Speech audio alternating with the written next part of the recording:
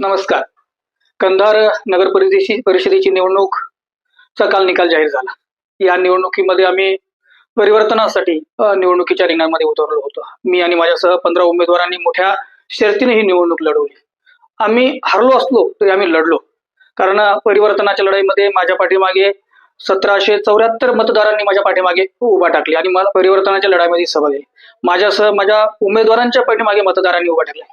परंतु राजकीय सरीपाटावर ज्या काही घडामोडी घडल्या, आर्थिक महापूर या ठिकाणी व्हायला गेला, त्याच्यामध्ये कदाचित आमचा या ठिकाणी पराभव झाला असेल.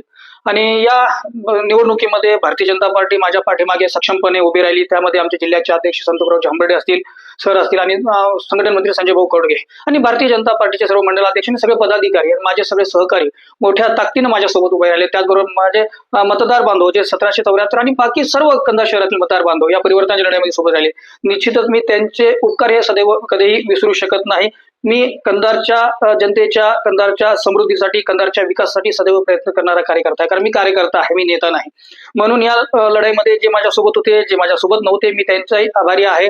आणि जे कंधार नगर परिषदेमध्ये उमेदवार निवडून आले त्यांनी कंधारच्या विकासामध्ये भर द्यावा, कंधारच्या विकासासाठी प्रयत्न करावा ही त्यांच्याकडनं अपेक्षा आणि त्यांना शुभेच्छा आहेत. आणि या निवडणुकीमध्ये नगराध्यक्ष पदाचा उमेदवार म्हणून, भारतीय जनता पार्टीचा शहर अध्यक्ष म्हणून माझ्या नेतृत्वामध्ये ही निवडणूक लढवली गेलेली आहे.